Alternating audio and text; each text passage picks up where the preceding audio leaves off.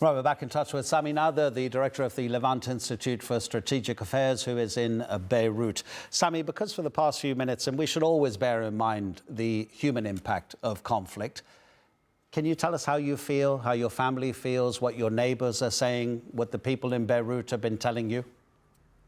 I mean, this is a nightmare that we are living for a second time in less than 2 years.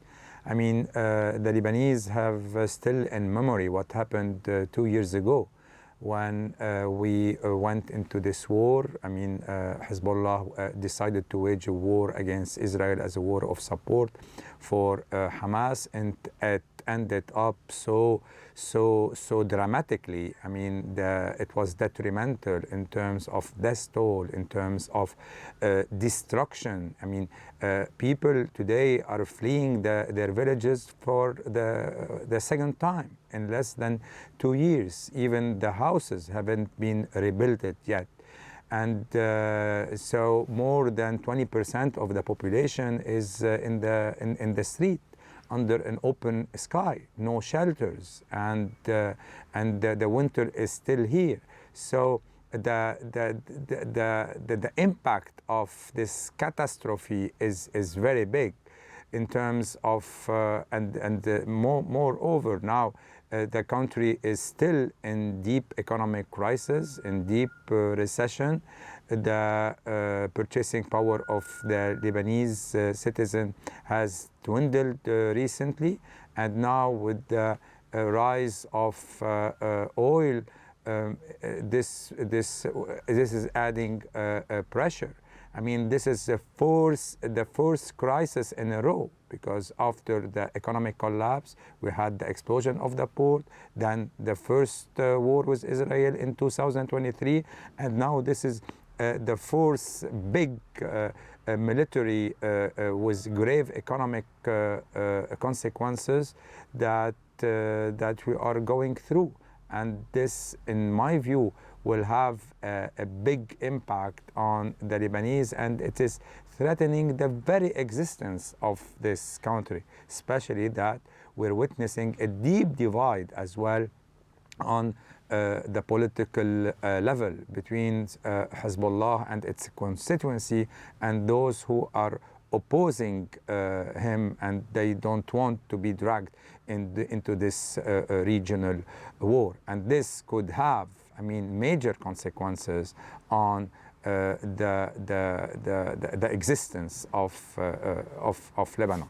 Yes, I wanted to ask you about that divide in society, because it seems in the most simplistic terms that there are probably two ways that this ends. Either the Israeli military destroys Hezbollah completely, so the change comes from the outside, or it comes from the inside and Hezbollah withdraws from this war and lays down its weapons. So the change comes from the inside. And presumably that's a bit of a divide, because some people will say, why would we bow to a bully that is not in charge of Lebanon? We should rely on our own country. And there'll be others who think, no, this is wrong.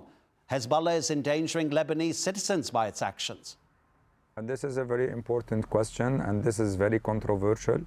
Although my personal view is Hezbollah have had that chance to abide by the Lebanese government decision and to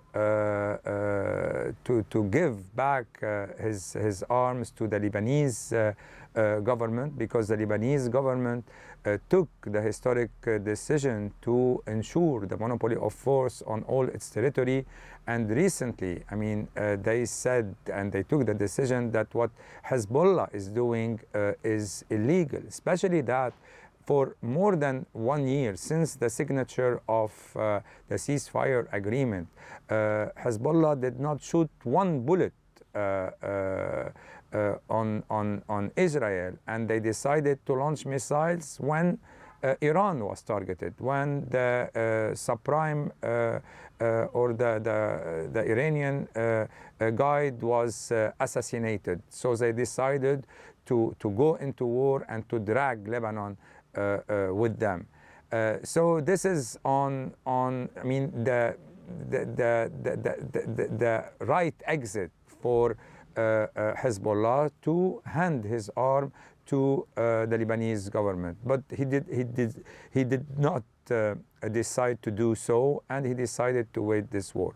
Now, his constituency is still supporting them, though there are questions now that we are witnessing either on the social media, and we are even hearing in the street that is it worth it to pay such a heavy price in support of Iran?